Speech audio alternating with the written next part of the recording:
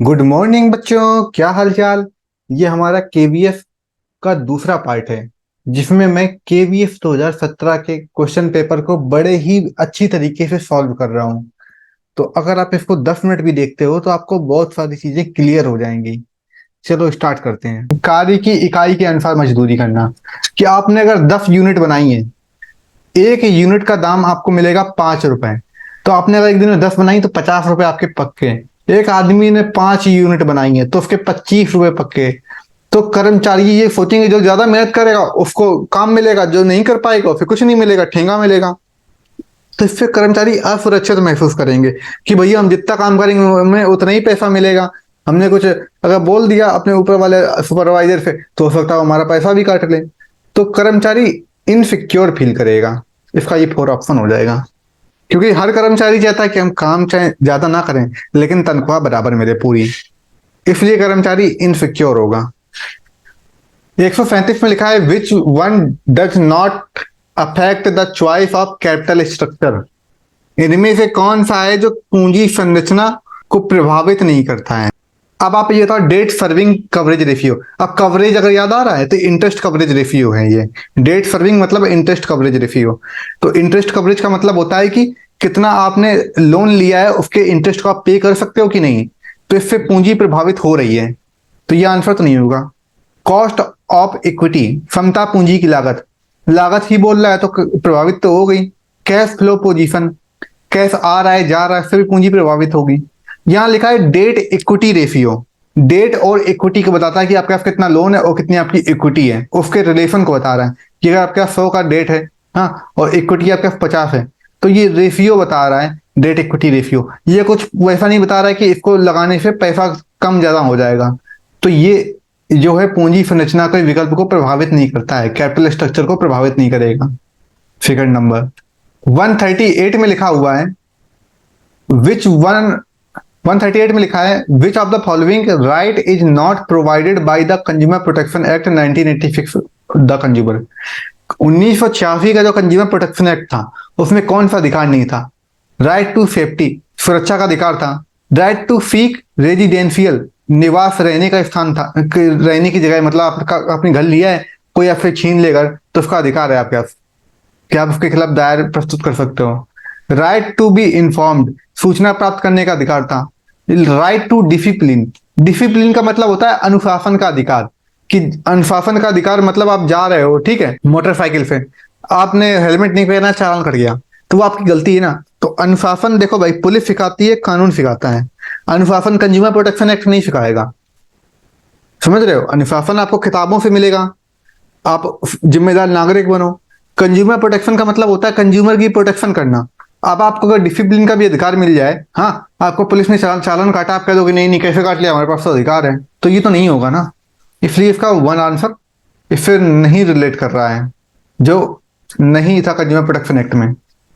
139 में लिखा है which of the following refer to the process where in various task and activities are assigned to difficult department and people in the organisation. तो इसे बोलेंगे differentiation. कह रहा है कि एक ऐसे प्रोसेस के बारे में बताना है जिसमें अलग अलग टास्क हैं, और अलग अलग टास्क हैं जिनको अलग अलग डिपार्टमेंट के लोग कर रहे हैं। तो भैया जब अलग अलग सब लोग कर रहे हैं, अलग अलग डिपार्टमेंट के लोग अलग अलग टास्क कर रहे हैं, तो उसे बोलेंगे डिफरेंशिएशन, कि हर एक को अलग अलग काम मिलना, विभेद। 140 नंबर देखिए, लिखा है विच वन इज ट्रू। आपको बताना है इनमें से कौन सा सही है। पहला लिखा है semi variable cost form a part of product cost in marginal costing. Semi variable क्या होता है, पहले ही तो ये बताना चाहिए। सेमी वेरिएबल होता है जिसमें फिक्स्ड कॉस्ट और वेरिएबल कॉस्ट दोनों होते हैं, उसे बोलते हैं सेमी वेरिएबल।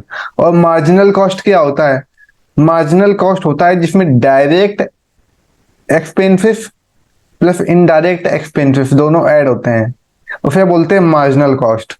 या फिर उसको बोल दो प्राइम कॉस्ट प्लस में वेरिएबल ओवरहेड, तो वो कहलाता है मार्जिनल कॉस्ट। तो कह रहा है कि जो मार्जिनल कॉस्ट है वो सेमी वेरिएबल कॉस्ट का एक पार्ट है। तो ये बिल्कुल गलत है, क्योंकि मार्जिनल कॉस्ट में देखो डायरेक्ट एक्सपेंसेस और इनडायरेक्ट एक्सपेंसेस से बनता है मार्जिनल कॉस्ट। हाँ, लेकिन ये तो यहाँ फिक्स्ड और वेरिएबल कॉस्ट से बन रहा है, तो ये तो बिल्कुल गलत है, इसलिए स्टेटमेंट ये गलत हो गया। सेकेंड पॉइंट में लिखा है बच्चों, increase in selling price will have no effect on margin of safety. तो मार्जिन ऑफ सेफ्टी का फॉर्मूला होता है सेल्स माइनस का ब्रेक इवन पॉइंट। ठीक, कह रहा है कि अगर हम सेल को बढ़ा देते हैं तो मार्जिन ऑफ सेफ्टी पे कोई फर्क नहीं पड़ेगा। आप जरा बताओ, अगर पहले बिक्री थी 100 रुपए और ब्रेक इवन पॉइंट 30 रुपए था, तो मार्जिन ऑफ सेफ्टी 70 हुई। अब अगर हम इसमें बढ़ा देते हैं सेल को हमने बढ़ा दिया, कितना रखा है अब 120 रुपए कर दिया, ब्रेक इवन पॉइंट वही रखा, तो बढ़ गया ना, ये 90 रुपए हो गई मार्जिन ऑफ सेफ्टी। इसका मतलब है बिक्री को बढ़ाने पे मार्जिन ऑफ सेफ्टी बढ़ती है। इसमें कह रहा है कि नो इफेक्ट, कोई अंतर नहीं है, तो ये गलत है। थर्ड में लिखा है profit volume ratio indicate the relationship between profit and sale. ये थर्ड पॉइंट बिल्कुल गलत है। देखो, प्रॉफिट वॉल्यूम रेशियो को बोलते हैं हम लोग पीवी रेशियो, और पीवी रेशियो का फॉर्मूला होता है कंट्रीब्यूशन कॉस्ट अपॉन में सेल इनटू 100, ये होता है पीवी रेशियो का, जिसमें contribution cost upon sale into 100 होता है। यहां पे बोल रहा है कि जो पीवी रेशियो है वो प्रॉफिट और सेल के रिलेशन को बता रहा है, तो ये गलत है, प्रॉफिट और सेल के रिलेशन को नहीं बताता है। तीन ऑप्शन गलत हो गए, तो इसका मतलब चौथा बिल्कुल सही होगा। चौथे में लिखा है the valuation of stock is at a higher price in absorption costing as compare to marginal costing. देखो, जो मार्जिनल कॉस्ट होती है, मार्जिनल कॉस्ट में आता है prime cost plus variable overhead बराबर मार्जिनल कॉस्ट का ये फॉर्मूला होता है। लेकिन यहां पर बोल रहा है कि अगर स्टॉक का प्राइस हमको हाई पे दिखाना है तो उसके लिए क्या करेंगे, एब्जॉर्प्शन कॉस्ट का प्रयोग करते हैं। सीमांत लागत की तुलना में अवशोषण लागत में स्टॉक का मूल्य उच्च दिखाया जाता है, क्योंकि एब्जॉर्प्शन कॉस्ट में क्या होता है ना, कि जैसे कई सारी कॉस्ट हैं, उन सबको एब्जॉर्ब कर लो, अपने अंदर समाहित कर लो। तो जब 10 चीजें अपने अंदर आ जाएंगी तो सीधी सी बात है, जब 10 चीजें अपने अंदर आ जाएंगी तो वो चीज बड़ी हो जाएगी। और मार्जिनल कॉस्ट में तो फिर prime cost plus variable overhead इसका फॉर्मूला होता है, तो ये तो प्राइम कॉस्ट वेरिएबल ओवरहेड अगर 2 है तो एब्जॉर्प्शन कॉस्ट 10 हो गया, इसलिए ये सही हो जाएगा। क्योंकि कह रहा है कि अगर हमें किसी स्टॉक को हायर प्राइस पे दिखाना है तो उसके लिए हम एब्जॉर्प्शन कॉस्ट को दिखाते हैं, मार्जिनल कॉस्ट को नहीं दिखाते हैं, तो ये बिल्कुल सही है फोर्थ ऑप्शन। तो 140 का 4 हो जाएगा। Motivation is what gets you started, habit is what's keep you going. Motivation वह है जो किसी काम को शुरू कर देता है, लेकिन उसको आपको अगर रेगुलरली करना है तो उसके लिए आपको उसको आदत बनानी पड़ेगी। जब तक आप आदत नहीं बनाओगे, कॉन्टिन्यूटी नहीं रखोगे, तब तक आप किसी भी चीज को अचीव नहीं कर सकते हो। तो देखिए, जब आप डिप्रेस्ड हो तो जरूर है कि आप मोटिवेट होने के लिए कोई बुक पढ़ लो, कोई मोटिवेशन कोट पढ़ लो, लेकिन आपको मोटिवेशन सिर्फ एक एनर्जी ड्रिंक की तरह के काम करता है, कि आपने एनर्जी ड्रिंक पी और आपका काम हो गया थोड़ी देर के लिए। लेकिन आपको डेली अगर काम करना है तो डेली की आपको सेल्फ मोटिवेट होना पड़ेगा।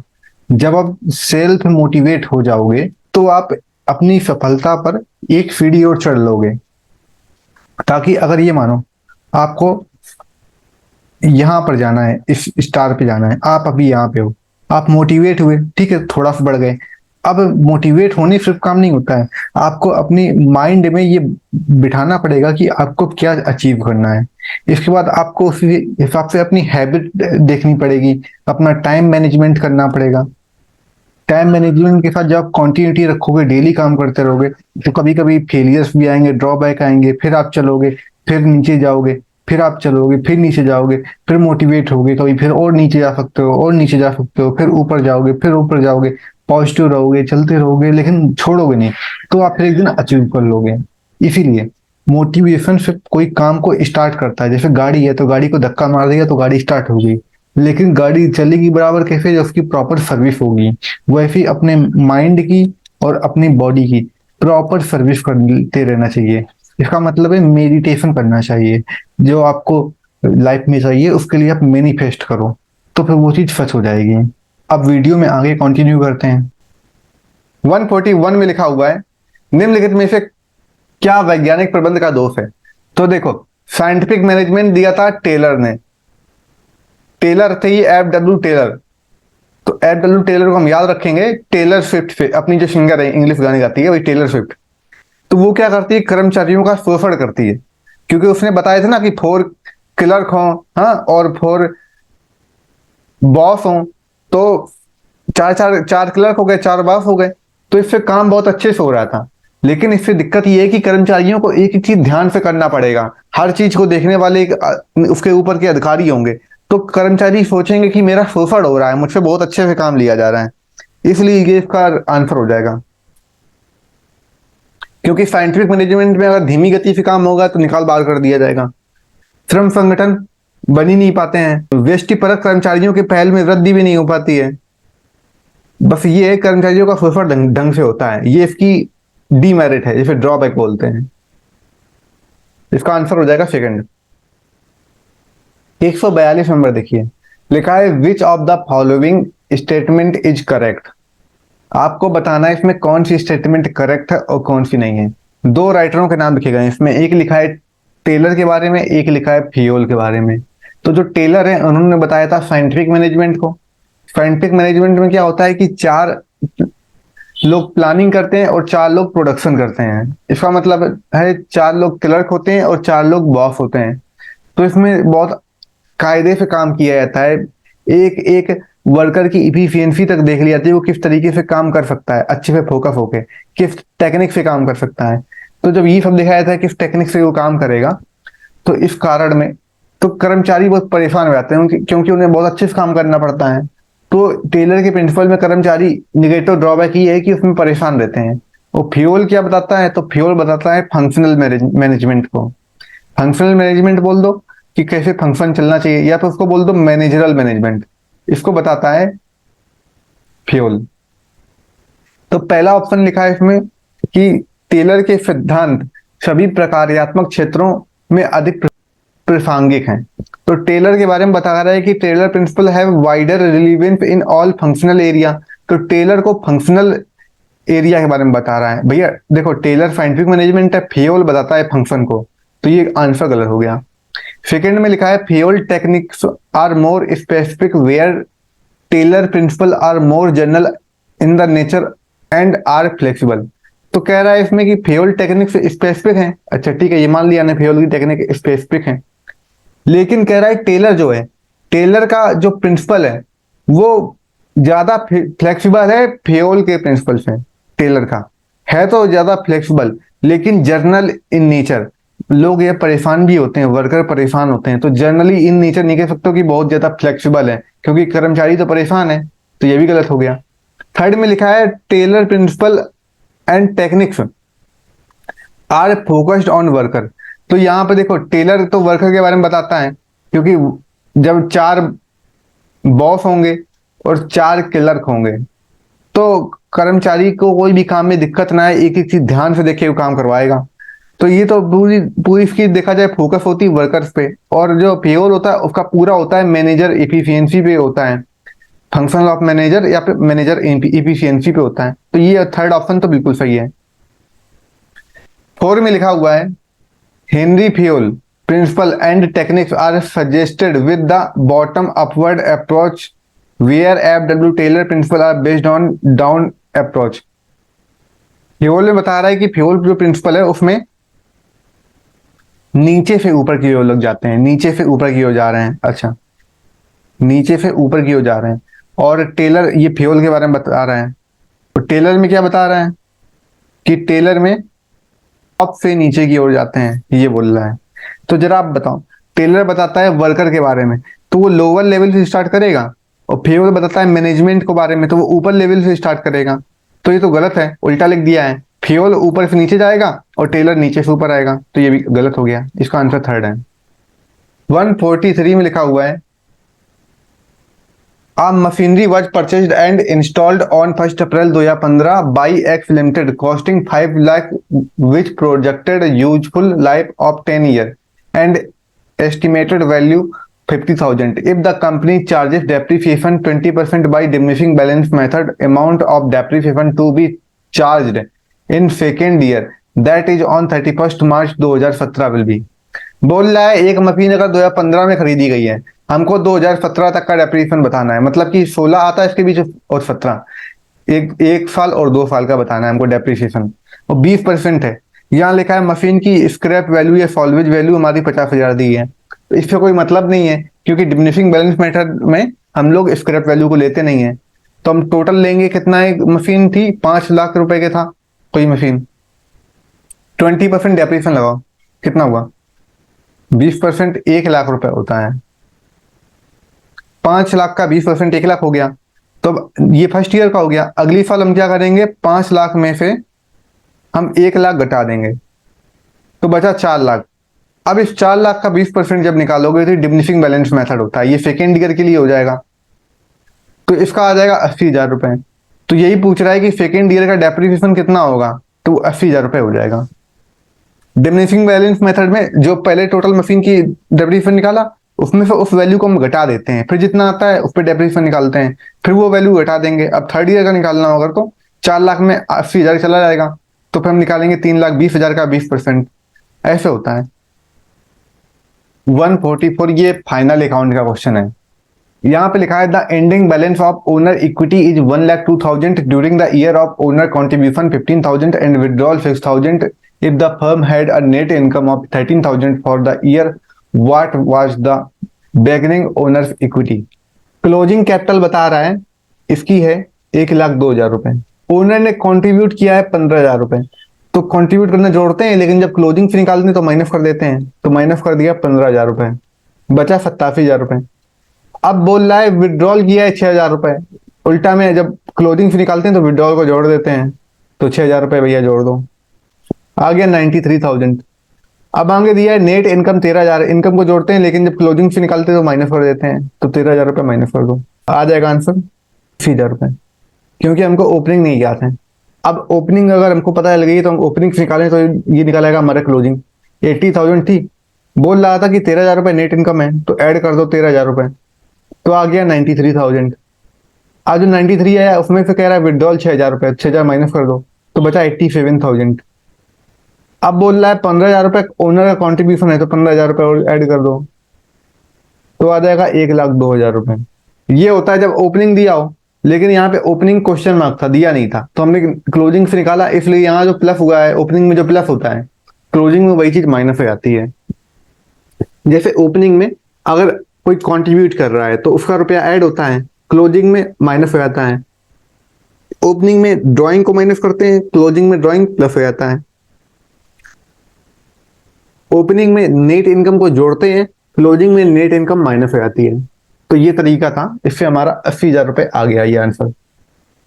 145 में लिखा है द टाइम लिमिट। इससे बताने से पहले मैं एक आपको स्टोरी बताऊंगा।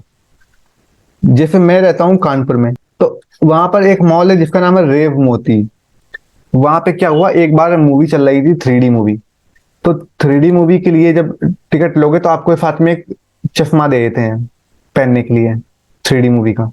तो क्या हुआ कि एक पर्सन को टूटा हुआ चश्मा दे दिया गया, तो उसने पहना, इसका मूवी के बाद उसने रिटर्न किया, तो वहाँ के जो मॉल के एम्प्लॉय थे उन्होंने कहा कि ये चश्मा टूटा हुआ है, तो वो कहते हैं कि नहीं ये पहले से ही ऐसा था।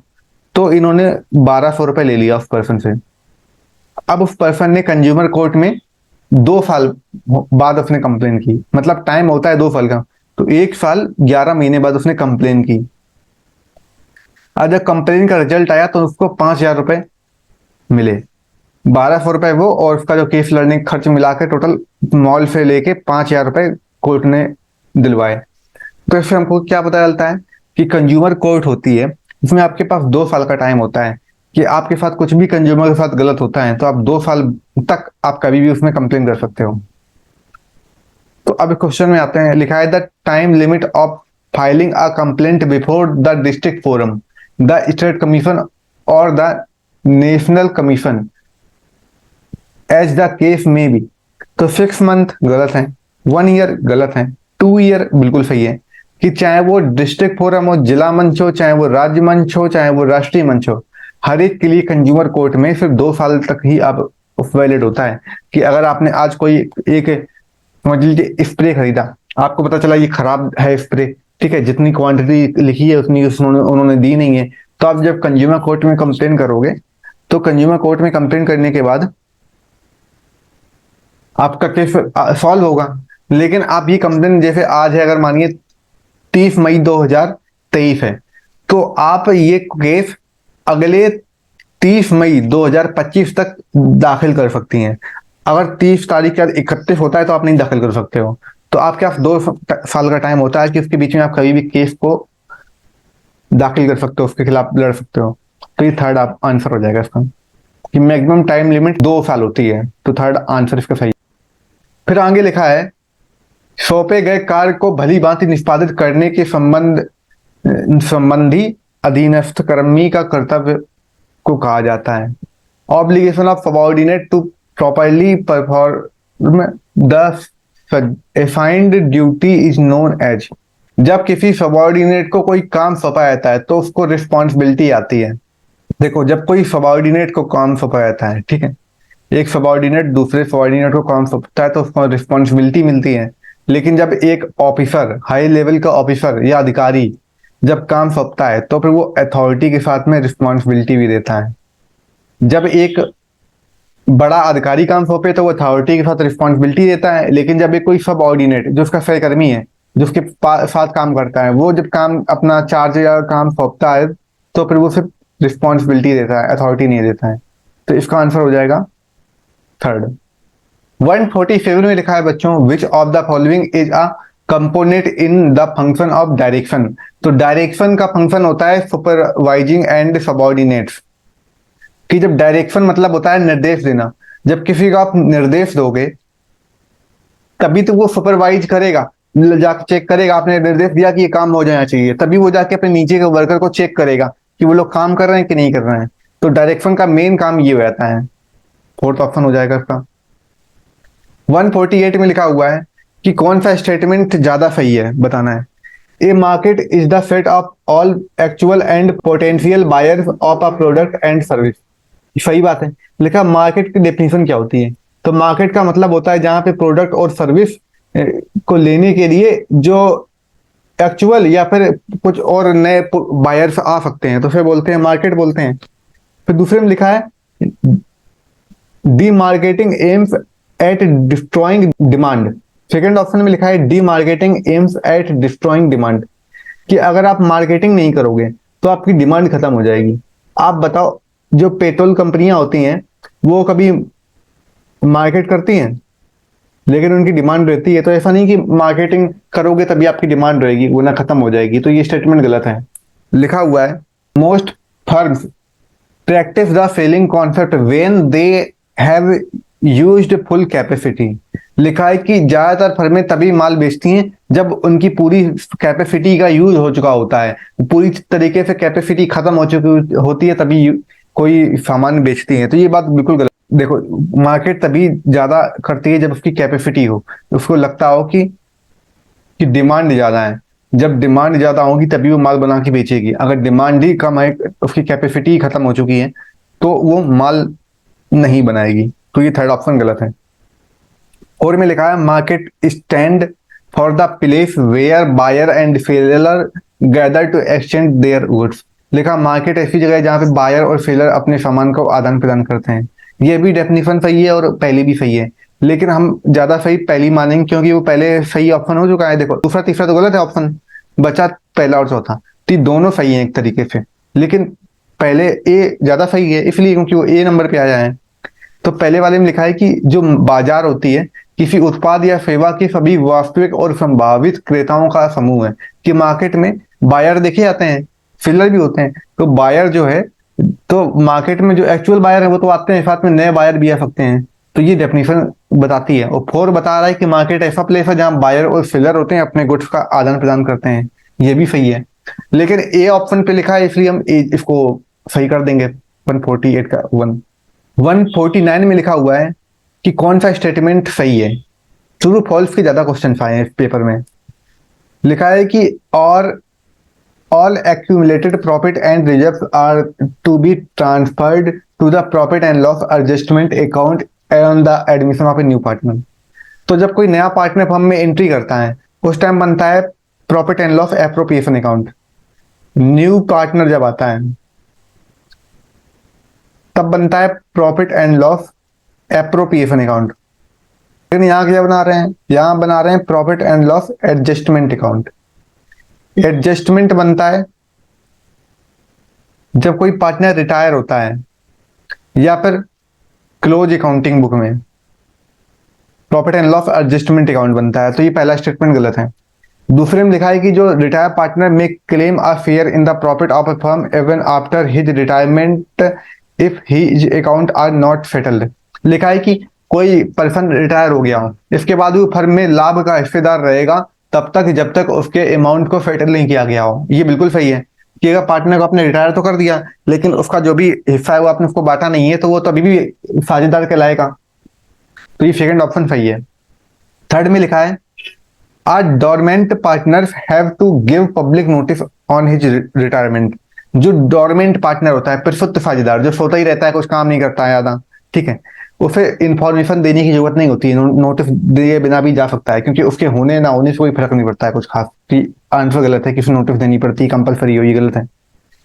फोर में लिखा है in case memorandum revaluation account is open. तो देखो भाई, जब लिखा हो मेमोरेंडम रिवैल्यूएशन अकाउंट, इसका मतलब है एसेट और लायबिलिटी में कोई चेंजमेंट नहीं होता है, नो चेंज। और जब रिवैल्यूएशन लिखा हो तब हमारा एसेट और लायबिलिटी में चेंज होता है।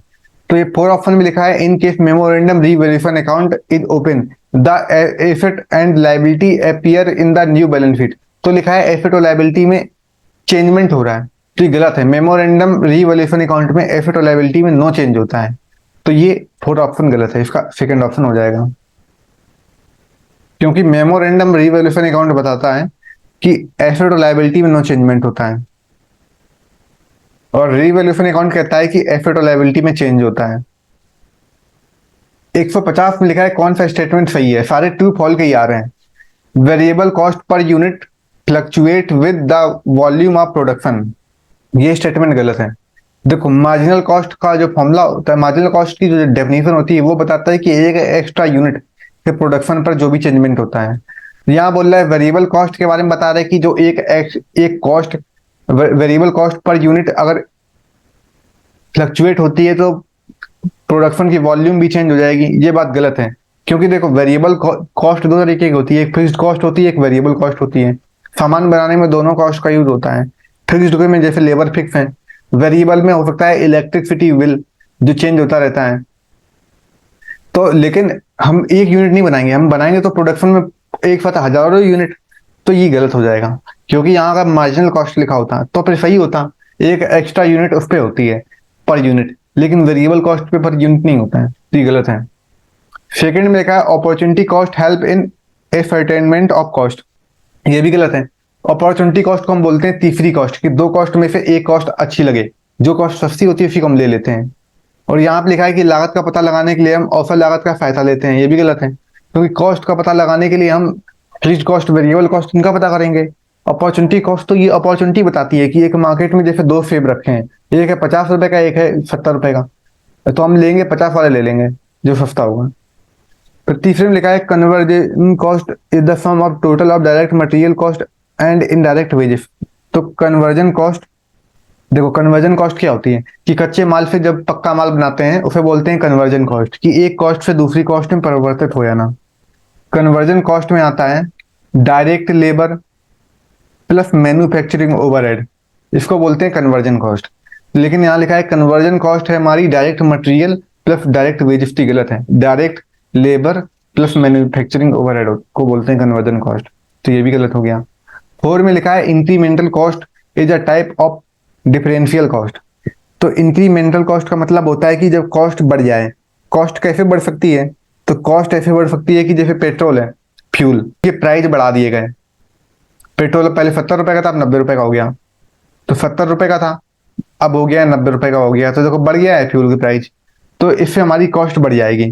तो इंक्रीमेंटल कॉस्ट एक तरीके की डिफरेंशियल कॉस्ट भी होती है। वैसे इंक्रीमेंटल कॉस्ट की जो डेफिनेशन होती है वो होती है कि जब कोई हम अलग से काम करते हैं, तो कोई अलग से कोई एक्स्ट्रा काम कर रहे हैं, तो उसके लिए जो भी एक्स्ट्रा कॉस्ट होती है उसे बोलते हैं इंक्रीमेंटल कॉस्ट। लेकिन वो एक तरीके की डिफरेंशियल कॉस्ट इसलिए हो सकती है क्योंकि देखो, जब आप कोई नई चीज बनाओगे, ठीक है, तो हो सकता है कि उस टाइम कॉस्ट चेंज हो गई हो। इंक्रीमेंटल में क्योंकि जब हम कोई नया काम करते हैं, कोई विशेष चीज बनाते हैं, तो अलग से कॉस्ट लगती है, उसे बोलते हैं इंक्रीमेंटल कॉस्ट। तो अलग से लग रही है तो डिफरेंट कॉस्ट हुई, इसलिए वो डिफरेंट कॉस्ट हो जाती है। तो ये 4 ऑप्शन इसका सही है। 151 नंबर में लिखा है, मैरी पार्कर फोलेट के अनुसार समन्वय स्थापित करने के लिए निम्नलिखित में से कौन सा सिद्धांत महत्वपूर्ण है? तो देखो, मैरी पार्कर फॉलवेट ने कोऑर्डिनेशन के बारे में बताया था। कोऑर्डिनेशन में कॉन्टिविटी भी आती है, डायरेक्ट कॉन्ट्रैक्ट आता है, और रिसिप्रोसिटी भी आती है। ये तीनों चीजें कोऑर्डिनेशन में आती हैं। क्योंकि देखो, कोऑर्डिनेशन का मतलब होता है कि लोगों के साथ मिलकर काम करना। तो कॉन्टिन्यूटी का मतलब होता है लगातार काम होता रहे कोऑर्डिनेशन में, लोगों के साथ डायरेक्ट संपर्क हो, तो डायरेक्ट कॉन्ट्रैक्ट हो गया। परस्परता रहे, लोग एक साथ मिलकर काम करें, प्यार से काम करें, तो ये ऑल ऑफ द एबव हो जाएगा इसका। 152 में लिखा है कि विच वन इज ट्रू, इनमें से कौन सा सही है? तो सेकंड ऑप्शन में लिखा है, labour time standard are generally set on the basis of motion and time study. तो देखो, जो लेबर के स्टैंडर्ड होते हैं वो समय और गति पे डिपेंड करते हैं।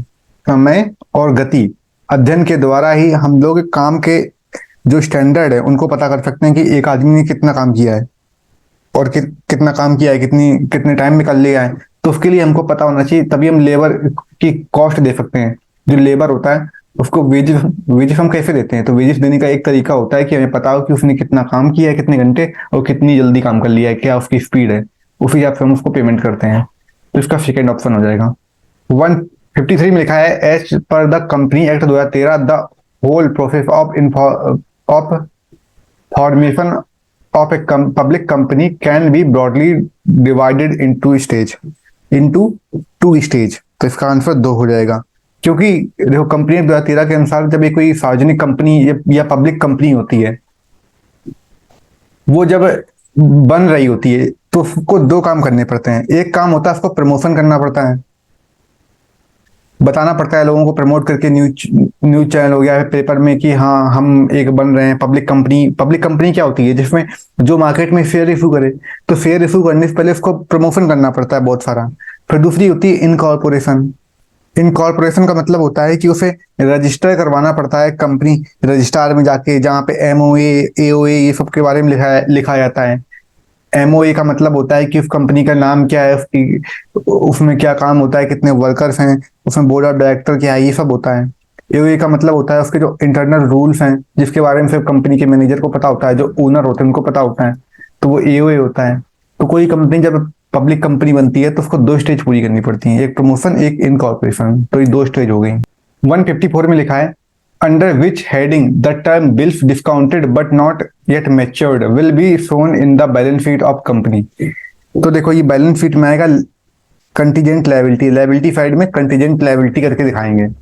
क्योंकि कह रहा है कि एक बिल है वो परिपक्व नहीं हुआ है। मतलब कि अगर किसी ने बिल लिखा है कि मैं 3 महीने बाद पेमेंट करूंगा, और वो बिल पेमेंट 3 महीने हो भी नहीं पाए और बिल पूरा भी नहीं हुआ, और फिर पहले कंपनी ने उसको दिखा दिया, तो कंटीजेंट लायबिलिटी है। मतलब ये है कि उसे ये कंफर्म नहीं है कि ये बिल पेमेंट हो पाएगी कि नहीं हो पाएगी।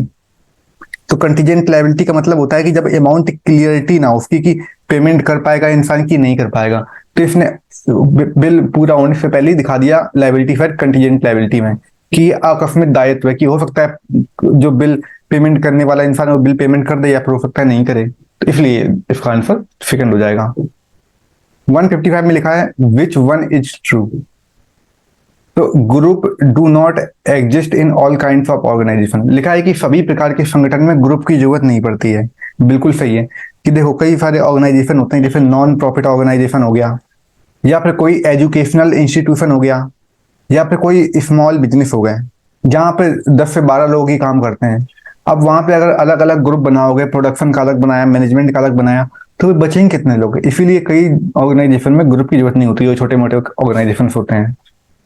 फिर दूसरा लिखा है, a formal group can be only command group. देखो, फॉर्मल ग्रुप कमांड भी होता है, टास्क ग्रुप भी होता है, तो ये दोनों चीजें होती हैं। तो लिखा है कि अकेले कमांड हो या फिर अकेले टास्क हो, तो ये गलत है, दोनों गलत हो जाएंगे। फॉर्मल ग्रुप के बारे में क्या होता है, डेफिनेशन बता रहा हूँ। फॉर्मल ग्रुप में कमांड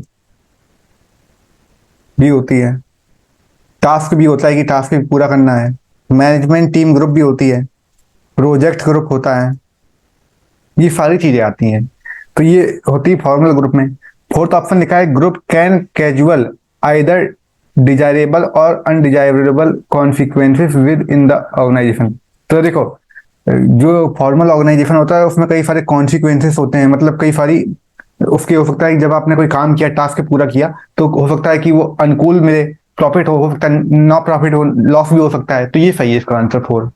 156 क्वेश्चन देखिए, लिखा है opening stock was 29,000, closing stock was 31,000, sales amounted to 3 lakh, gross profit was 25% on cost. What was the inventory turnover ratio? इस लाइन को आप जरा ध्यान से पढ़िए, लिखा है gross profit was 25% on cost, और कॉस्ट कितने की है वो दी नहीं है, तो लिखते हैं लेट कॉस्ट, या फिर माना लागत है हमारी 100 रुपए। तो प्रॉफिट कितना हो जाएगा, 25% कह रहा है तो 25 रुपए प्रॉफिट हो गया। तो सेलिंग प्राइस क्या हो जाएगा, तो सेल्स होता है कॉस्ट प्लस प्रॉफिट, यही तो होता है बिक्री बराबर में लागत प्लस प्रॉफिट। तो 100 + 25, ये आ गया 125। तो ये हमारी आ गई फेल 125 रुपए। अब हम लिखेंगे कि अगर 125 रुपए के लिए बताना हमें कितनी है फेल, यहां पे लिख रहे हैं 125 रुपए बिक्री के लिए लागत, लागत है 100 रुपए, तो 1 रुपए बिक्री के लिए तो आ जाएगा 100/125। तो 3 लाख बिक्री के लिए 3 लाख से मल्टीप्लाई कर दीजिए, तो इसका जो आंसर आएगा वो हो जाएगा 2,40,000। तो हमारा 2,40,000 ये आ गया। अब यहाँ पर फॉर्मूला होता है इन्वेंट्री टर्नओवर को लिख देते हैं इन्वेंट्री टर्नओवर रेशियो या फिर स्टॉक टर्नओवर रेशियो। फॉर्मूला होता है cost of good sold upon में एवरेज स्टॉक। तो एवरेज स्टॉक होता है opening stock plus closing stock upon 2। तो यहाँ पे लिखिए एवरेज स्टॉक, पहला पॉइंट ये हो गया। अब दूसरे में एवरेज स्टॉक, तो होता है opening stock plus closing stock upon 2। तो ओपनिंग प्लस क्लोजिंग, इसका मतलब है 29,000 प्लस 31,000 अपॉन 2। तो ये आ गया 30,000 रुपए हमारा एवरेज स्टॉक आया। तो हमारा कॉस्ट ऑफ गुड सोल्ड आया 2,40,000 रुपए, एवरेज स्टॉक है 30,000 रुपए, तो आ जाएगा इन्वेंट्री टर्नओवर 8 टाइम्स। यही पूछा गया था क्वेश्चन में। इस क्वेश्चन में ओपनिंग स्टॉक और क्लोजिंग स्टॉक दिया हुआ है। जो इन्वेंट्री टर्नओवर रेशियो का फॉर्मूला होता है cost of good sold upon average stock. तो कॉस्ट ऑफ गुड सोल्ड हमारा निकालेंगे कितना आया, तो उसके लिए नीचे लाइन में दिया था कि ग्रॉस प्रॉफिट हमारा वाज 25% ऑन कॉस्ट। तो माना हमने कॉस्ट 100 रुपए की है, तो प्रॉफिट उसका 25% हो जाएगा 25 रुपए। तो सेल कितनी होगी, तो कॉस्ट प्लस प्रॉफिट सेल का ये फॉर्मूला होता है।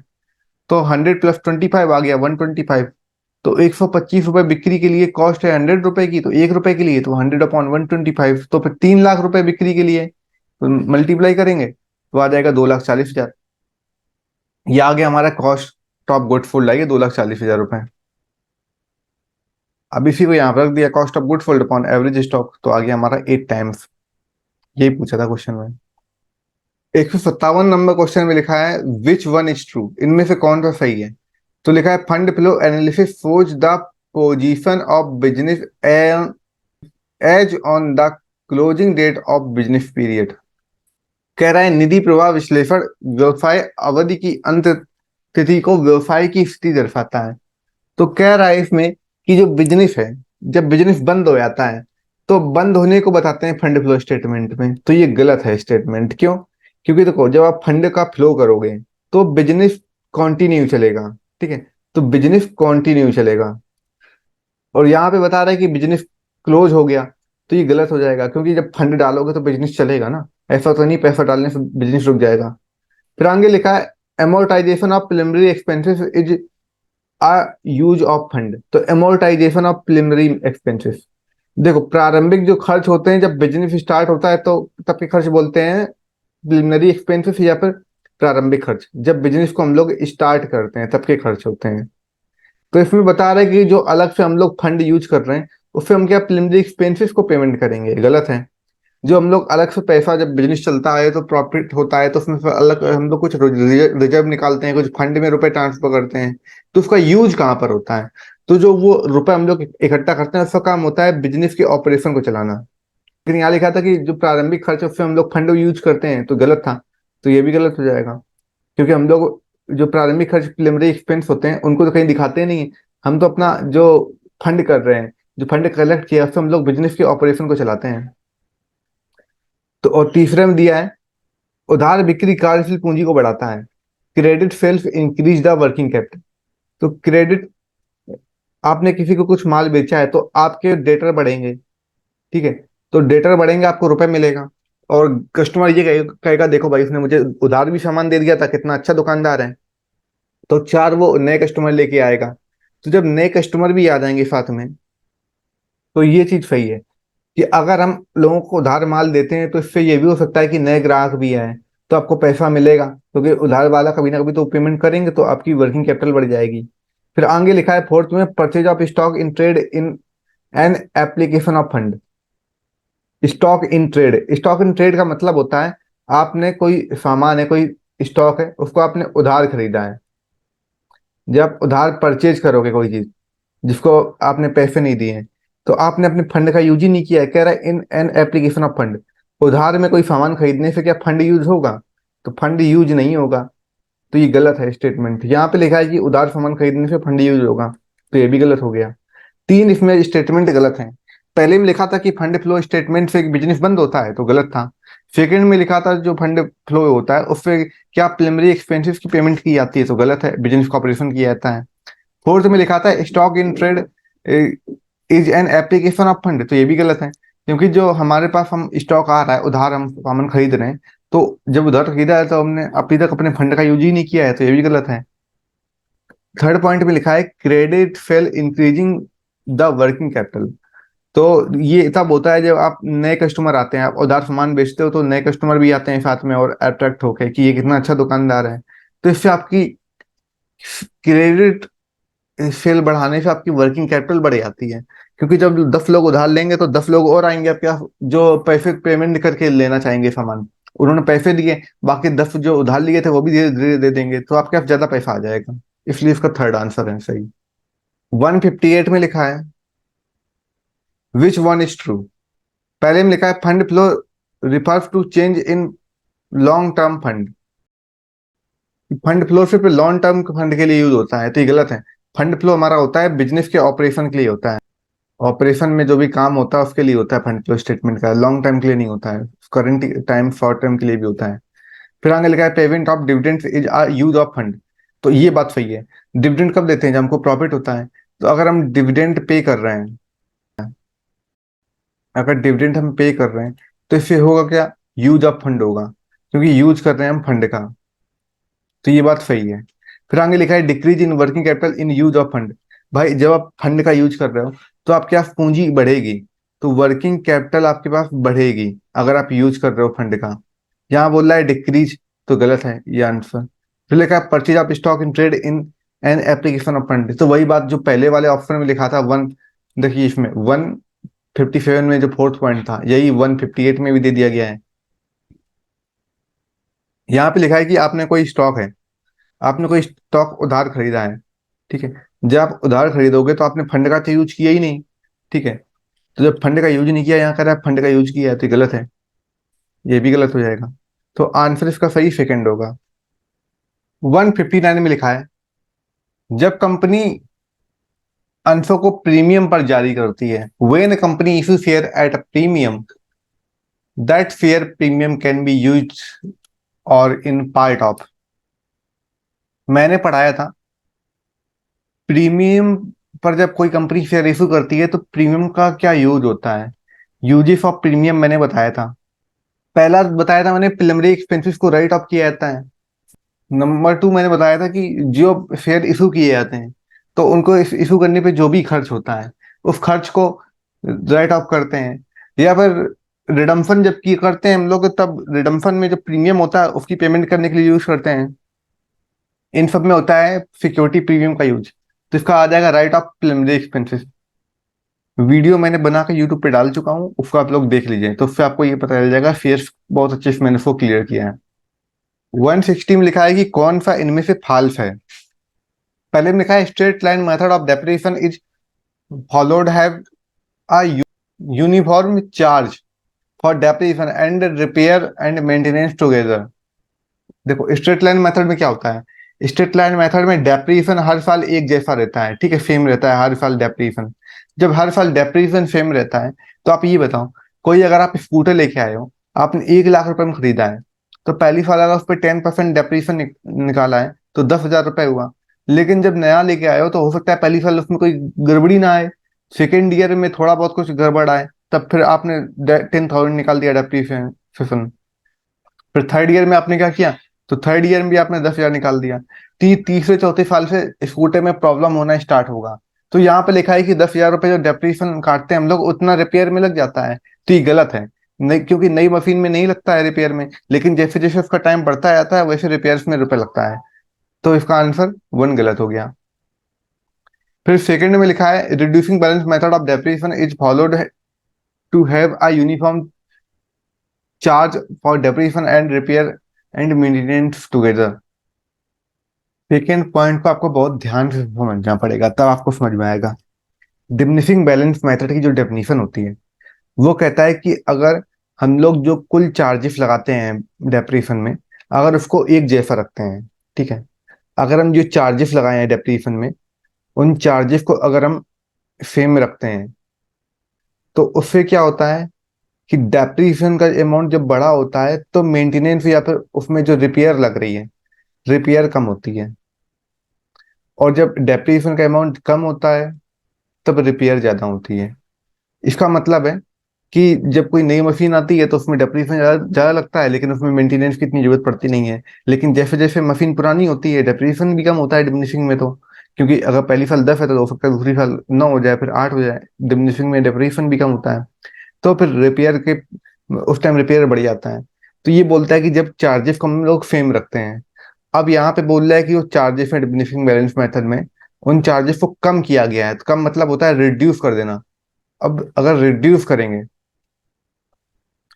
तो फिर क्या होगा, तो उस कंडीशन में डेप्रिसिएशन और रिपेयर, इन दोनों, ये दोनों बराबर हो जाएंगे, ये बोल रहा है। तो ये बात सही है। इसे आप जितना अच्छे हो सके उतना अच्छे से लिख लो और याद कर लो कि जब डेप्रिसिएशन की बात करता है तो आपको ये याद रखना है। आगे थर्ड पॉइंट में लिखा हुआ है providing depreciation is the account reduces the amount of profit available for dividend.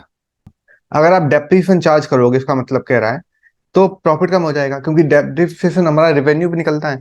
तो डेप्रिसिएशन हमने चार्ज किया तो प्रॉफिट हमारा उतना कम हो गया थोड़ा सा। तो जब प्रॉफिट कम होगा तो फिर क्या होगा कि जब प्रॉफिट कम हो जाएगा तो आप इस पे प्रॉफिट भी देते हैं डिविडेंड, तो डिविडेंड का अमाउंट भी तो कम हो जाएगा। तो ये बोल रहा है, तो ये बात बिल्कुल सही है, ये सही है, ये भी सही था। अब यहाँ लिखा है कि मूलह्रास परिशोधित व्यय है, depreciation is an amortized expenses. एमोर्टाइज amortisation expenses वो होते हैं जो लॉन्ग टर्म के लिए यूज किए जाते हैं, लॉन्ग टर्म। डेप्रिसिएशन भी होता है 4-5 साल के लिए यूज करते हैं, तो लॉन्ग टर्म होता है। तो लॉन्ग टर्म एसेट्स को यूज करने के लिए जो भी कॉस्ट होती है उसे बोलते हैं अमोर्टाइजेशन एक्सपेंडिचर। तो ये भी ऑप्शन सही है। तो कौन सा गलत था, ये फर्स्ट ऑप्शन गलत था, इसलिए इसका वन हो जाएगा आंसर। क्योंकि इसमें पूछा था गया था कि विच वन इज फॉल्स। 161 में लिखा है which of the following is not involved in concentration in marketing function. विपणन कार्य में सांद्रण में निम्नलिखित में से कौन सा शामिल नहीं होता है। स्टॉर्मिंग होता है, ग्रेडिंग होता है, रिस्क बियरिंग होता है। तो देखो, जब हम लोग माल बेचते हैं तो ये देख लेते हैं कितना हमको रिस्क होगा अगर माल ना बिका। श्रेणीकरण का मतलब होता है ग्रेड करते हैं कि कौन सी स्टेज का सामान है, किस कैटेगरी के लोग खरीदते हैं। भंडार का मतलब स्टोर हम कहाँ पे कर रहे हैं। लेकिन ये लिखा है डि, डिवाइडिंग, विभाजनकरण, ये फिर रिलेट नहीं कर रहा है। तो इसका 161 का डी हो जाएगा। मार्केटिंग का क्वेश्चन था वो। अब 162 में लिखा है कि निम्नलिखित में से कौन सा सही है। ये टाइम और मोशन स्टडी के बारे में बता रहा है। पहले में लिखा work study techniques do not include motion study. Hindi में कहोगे तो इसका मतलब होगा कार्य अध्ययन तकनीक में गति शामिल नहीं होता है। भैया काम में देखो, वर्क में हमारा गति और टाइम दोनों शामिल होता है, तो टाइम एंड मोशन ये दोनों चीजें वर्क में शामिल होती हैं। तो ये गलत है पहला वाला ऑप्शन। सेकंड में लिखा है work study technique do not include fatigue studies. कार्य अध्ययन तकनीक में थकान शामिल नहीं होता है, तो ये भी गलत है, थकान भी शामिल होता है। फिर आगे लिखा है, थर्ड पॉइंट है इसमें लिखा है Taylor advocated mix of planning and execution function. नहीं, इसने प्लानिंग और एग्जीक्यूशन को अलग अलग किया था टेलर ने, तो ये कह रहा है मिक्स है, तो ये वर्ड गलत है इसमें। फिर लिखा था efficiency is the ratio of effective output to the input required to achieve it. यहाँ पे कह रहा है इंक्रीज करना एफिशिएंसी को, ठीक। तो प्रोडक्टिविटी और इफिशिएंसी बढ़ाई किसने थी? टेलर ने बढ़ाई थी, तो ये बात बिल्कुल सही है कि प्रोडक्टिविटी और इफिशिएंसी बढ़ाई गई थी कि कैसे ज़्यादा से ज़्यादा आउटपुट गेन किया जा सके, तो ये बात बिल्कुल सही है। क्योंकि इसमें लिखा है कि जो इफिशिएंसी है, इफिशिएंसी रेशियो क्या होता है? इनपुट और आउटपुट का क्या अचीव किया वही तो हमारा इफिशिएंसी रेशियो हो जाएगा, इसलिए आंसर इसका ये सही है। बाकी तीन स्टेटमेंट गलत हैं। 163 में लिखा है कि इनमें से कौन सा सही है? पहला लिखा है, ये पार्टनरशिप के बारे में लिखा गया है कि joint life policy become due in the event of death of any partner on the or on the maturity of policy which is later. गलत है। देखो, joint life insurance policy partner की वो होती है जिसमें पार्टनरशिप फर्म पार्टनर की insurance करवाती है कि अगर बाई चांस पार्टनर मर जाए तो उसके जाने से फर्म को नुकसान ना हो, एक मुआवजा के तौर पे मिल जाए बड़ा सा अमाउंट, जिससे उसकी पार्टनर की फैमिली को भी दे सके और साथ में बाकी पार्टनर को मिल सके। यहाँ पे बता रहा है कि पॉलिसी को बता रहा है कि या तो आदमी पहले आदमी मरे या तो पॉलिसी मैच्योर हो, जो इनमें से सबसे बाद में हो तभी ये काम करती है, तो गलत है। भाई आदमी मर जाएगा तो पूरा पैसा मिल जाएगा, ठीक है, अगर वो डेथ होती है उसकी, तो ये बात बिल्कुल गलत है, पहले मिलता है ना कि लेटर, इसलिए गलत हो गया। फिर आगे लिखा है in event of retirement of partner if joint life policy already appeal at as surrender value no further adjustment is required. Surrender value का मतलब होता है कि आप पॉलिसी पेमेंट नहीं कर पाए, आपके पास पैसे नहीं थे, आपने जब पहले ही पॉलिसी पेमेंट करने से बंद कर दिया तो आप क्या उसके एडजस्टमेंट करोगे, तो ये बात सही है। फिर थर्ड में लिखा है when goodwill appeals at the amount which is more than the it agreed value the difference will be credited to all partners capital account in case of retirement of a partner. जब किसी ऐसी रकम के लिए ख्याति उत्पन्न की जाती है जो सहमत मूल्य से अधिक होती है तो किसी साझेदार की सेवानिवृत्ति की दशा में अंतर को सभी साझेदारों के पूंजी खाते में जमा कर दिया जाता है। देखो भाई, कैपिटल अकाउंट में नहीं हम लोग क्रेडिट करते हैं, पहली बात है, इसको हम लोग बांटते हैं। अगर गुडविल हमारे पास एक्स्ट्रा बची हुई है, जो हमने माना था कि इतना इतना मिलेगी गुडविल लेकिन उससे ज्यादा हो गई गुडविल, तो उसको हम लोग कहाँ पे दिखाते हैं? तो उसको एडजस्ट करते हैं हम लोग, प्रॉफिट शेयरिंग रेशियो में बांटते हैं गुडविल को, और इसको हम लोग यहाँ पे क्रेडिट ना करके वैल्यूएशन अकाउंट के डेबिट साइड में दिखाएंगे, इसलिए स्टेटमेंट ही गलत है। 4 नंबर में लिखा हुआ है when goodwill does not appear in books goodwill is raised by crediting continuing partners in the gaining ratio unless agreed otherwise। कह रहा है अगर गुडविल हमारी बुक में नहीं दिखाई गई है, गुडविल हमारी अगर बुक में नहीं दिखाई गई है तो गुडविल होती है हमारी इंटेंजिबल एसेट्स। ये हम लोग तभी रिकॉर्ड करते हैं जब कोई नया, देखो मोस्टली गुडविल कब रिकॉर्ड की जाती है? जब कोई नया पार्टनर फर्म में आता है या तो पार्टनर ओल्ड पार्टनर फर्म से जाता है, तब हम लोग गुडविल को रिकॉर्ड करते हैं। गुडविल से हम लोग तभी दिखाते हैं बुक में, ये याद रखो, जब कोई नया पार्टनर आता है या तो पुराना पार्टनर जाता है। यहाँ पर बोल रहा है कि फर्म की कैपिटल रेज हो रही, गुडविल रेज मतलब गुडविल बढ़ रही है, लेकिन यहाँ पे कोई पार्टनर जा या फिर आ नहीं रहा है, तो फिर उसको हम लोग नहीं दिखाएंगे, चाहे जितना प्रॉफिट बढ़ गया उससे तो हम गुडविल नहीं दिखाते हैं। गुडविल हम तभी दिखाते हैं जब कोई एक पार्टनर जाता है या फिर कोई नया पार्टनर आता है, इतना याद रखो। तो ये भी स्टेटमेंट गलत है, तो इसमें कौन सा स्टेटमेंट सही है? तो सेकेंड स्टेटमेंट सही है। 164 में लिखा है which of the following is not a feature of the partnership organisation. तो देखो कौन सा नहीं होता है, इसमें लिखा, पहला लिखा है कि restriction of transfer of interest. आप ऐसे आप अपना जो हित है वो ऐसे ही किसी को ट्रांसफर नहीं कर सकते, सभी के कंसेंट की जरूरत पड़ती है, बिल्कुल सही है। लिमिटेड लायबिलिटी होती नहीं है, पार्टनरशिप में अनलिमिटेड लायबिलिटी होती है। फिर आगे लिखा है गर्भित एजेंसी, तो ये इम्प्लॉयड एजेंसी भी होगा।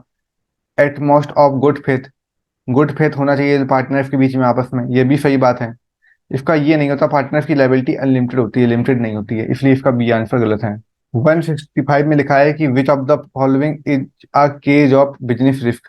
तो बिजनेस रिस्क क्या होता है? नेचुरल कोई दुर्घटना होना, जैसे कि आपका बिजनेस है दिल्ली में, वहां भूकंप आ गया तो बिजनेस बर्बाद हो गया, ये भी सही है। चेंज इन टेक्नोलॉजी, आप पुरानी टेक्नोलॉजी यूज कर रहे हो, नई टेक्नोलॉजी अब नई कंपनियां यूज कर रही हैं, तो नहीं प्रॉफिट हो रहा है, आपको नहीं हो रहा है, तो ये भी एक रिस्क है। फिर आगे लिखा है नेग्लिजेंस ऑफ एम्प्लॉयज, कि एम्प्लॉय की कोई लापरवाही थी, उन्होंने ध्यान नहीं दिया, कोई मशीन चल रही थी बंद नहीं की, तो फिर पूरे ऑफिस में आग लग गई। तो ये सारे बिजनेस रिस्क में आ जाते हैं, इसका ऑल ऑफ द एबव हो जाएगा डी आंसर।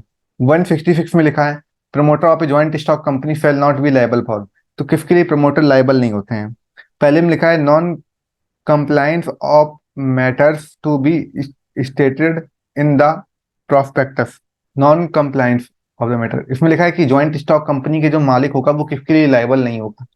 तो प्रोस्पेक्टस का मतलब होता है कि जब कोई कंपनी शेयर इशू करना चाहती है तो पहले प्रोस्पेक्टस लाती है, उसमें बताती है कि हमारी कंपनी का इतना प्रॉफिट है, इतना हमारी ग्रोथ है, फ्यूचर के ये प्लान्स हैं, तो ये सब बताती है। अगर कंपनी झूठ बताए, उसको लॉस हुआ है 1 करोड़ का लेकिन उसने दिखा दिया 250 करोड़ का प्रॉफिट, तो ये तो गलत है। ठीक है, तो ऐसी चीज ना दिखाए, अगर ऐसा करती है तो उसका प्रमोटर जिम्मेदार होगा इसके लिए। फिर आगे लिखा है compliance of matters to be stated in the prospectus. इसका मतलब होता है कि जो भी प्रोस्पेक्टस में लिखा है वो सब चीजें सही होनी चाहिए, उनका कंपनी पालन करे। और थर्ड में लिखा है commencement of business by the company without conforming to capital subscription requirement. ये थर्ड वाले के लिए लायबल नहीं होगा। कह रहा है कि आपके पास पैसे तो है नहीं, ठीक है, कैपिटल का इंतजाम आपके पास है नहीं, और आपने बिजनेस स्टार्ट कर दिया। बिजनेस स्टार्ट कर दिया, जब आपके पास कैपिटल ही नहीं है तो आप बिजनेस कैसे स्टार्ट करोगे? सीधी सी बात है। तो इससे कोई रिलेशन ही नहीं हो रहा है, ठीक है, क्योंकि प्रमोटर इसके लिए क्या बताएगा? जब बिजनेस स्टार्ट कर आपने कर दिया लेकिन बिजनेस को चलाने के लिए पैसा ही नहीं है, तो इसमें क्या वो लायबल होगा? प्रमोटर एक ही आदमी होगा बिजनेस में, अगर बहुत सारे होते कैपिटल होती तो वो बिजनेस चल भी पाता। बिजनेस स्टार्ट कर दिया लेकिन यही नहीं पता कि पैसा कहाँ से आएगा। तो ये बात बिल्कुल सही है कि इससे लायबल ही नहीं कर रहा है वो, मतलब प्रमोटर जिसमें कोई दिक्कत ही नहीं है। प्रमोटर तो तब होते हैं ना जब कई उसमें शेयर होल्डर्स भी होते हैं, तब प्रमोटर होता है कंपनी का। यहाँ तो अकेला आदमी ने स्टार्ट की है कंपनी, तो कोई मतलब नहीं इसका। फिर आगे लिखा है प्रविवरण में असत्य कथन, मिसस्टेटमेंट इन द प्रोस्पेक्टस। कह रहा है अगर प्रोस्पेक्टस अगर आपने गलत दिखा दिया, उसमें आपने दिखाया कि 250 करोड़ का आपको प्रॉफिट हुआ है, आपके अलग अलग कंपनी में अलग अलग डिफरेंट टाइप के बिजनेसेस हैं, ये सब आपने अगर दिखा दिया, लोग उसको देख के अट्रैक्ट हो गए, लेकिन सारी इंफॉर्मेशन झूठ है, तो प्रमोटर जेल भी जा सकता है, ये भी बात बिल्कुल सही है। लेकिन बस ये रिलेशन नहीं कर रहा है थर्ड वाला इसका आंसर। 167 में लिखा है कि which of the following is not a feature of sole proprietorship. तो देखो, सोल प्रोप्राइटरशिप का मतलब होता है एकल स्वामित्व, जिसमें अकेला आदमी बिजनेसमैन होता है, तो उसमें रिस्क बहुत होता है, ये बात सही है, अनडिवाइडेड रिस्क होता है। सिंगल ओनरशिप, अकेला आदमी है, मैन एक अकेला आदमी कंट्रोल करता है। लिमिटेड लाइबिलिटी लिखा है, ये गलत है। जो सिंगल पर्सन होता है, एकल व्यापार होता है, उसमें अनलिमिटेड लाइबिलिटी होती है। तो ये इसका आंसर गलत हो जाएगा, इसलिए पूरा आंसर हम लोग टिक लगा देंगे। और बाकी पार्टनरशिप फर्म की लाइबिलिटी भी अनलिमिटेड होती है, लेकिन लिमिटेड कंपनी के लिए होती है।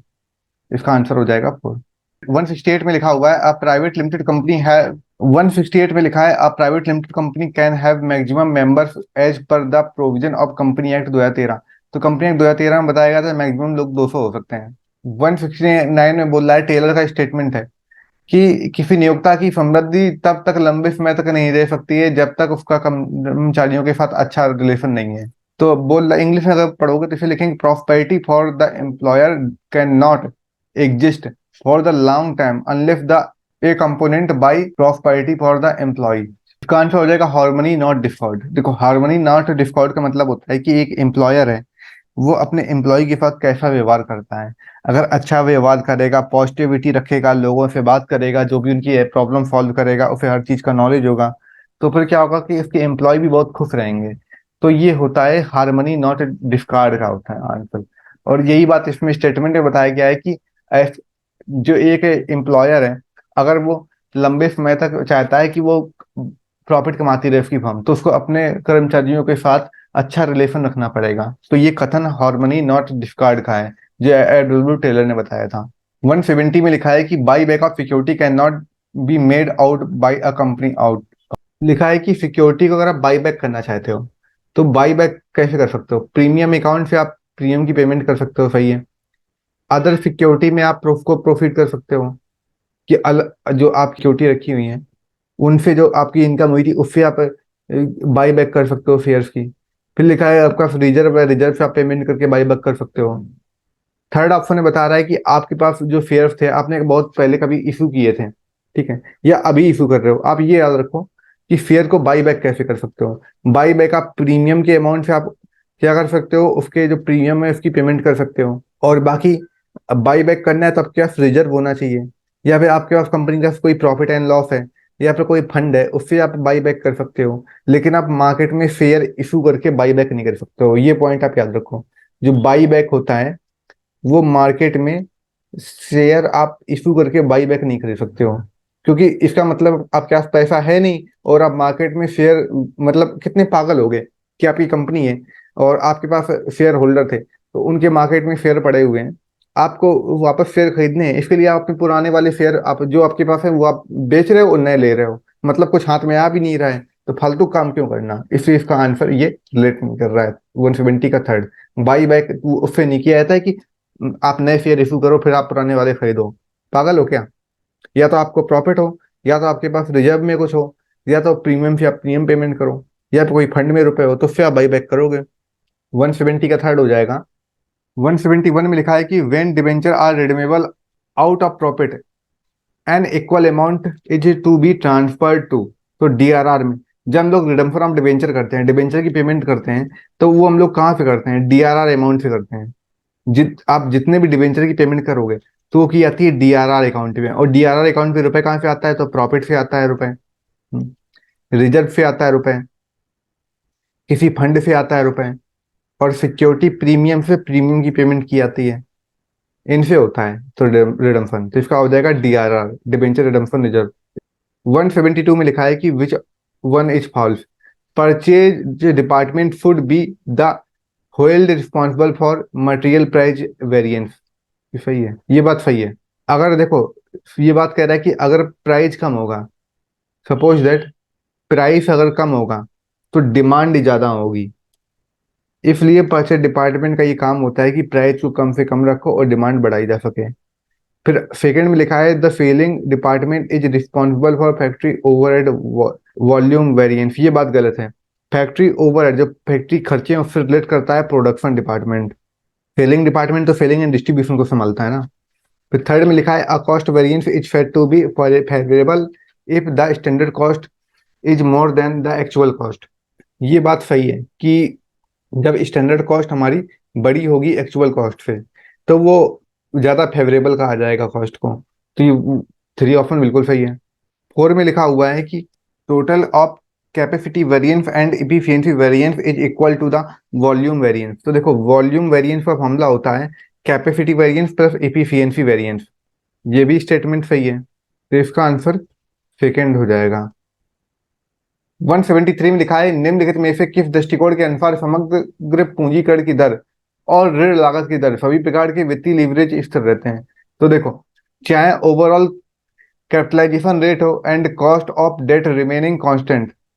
तो देखो capitalisation rate, cost of debt, ये दोनों कांस्टेंट होते हैं।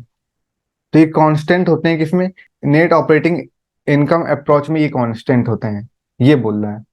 तो क्वेश्चन लिखा था कि निम्नलिखित में से किस दृष्टिकोण के अनुसार समग्र पूंजीकरण की दर और ऋण लागत की दर, ये दोनों जो लीवरेज हैं, ये फाइनेंशियल लीवरेज होते हैं, ये दोनों स्थिर रहते हैं। तो वो होते हैं नेट ऑपरेटिंग इनकम अप्रोच में ये दोनों चीजें स्थिर रहती हैं। इसका आंसर हो जाएगा 173 का थ्री। तो ये हमारे थे केवीएफ के क्वेश्चन पेपर जिनको मैंने सॉल्व किया है। तो इसे आप जब बहुत अच्छे से देखोगे तो आपको सारी प्रॉब्लम्स इसके क्लियर हो जाएंगी। तो फिर थैंक यू।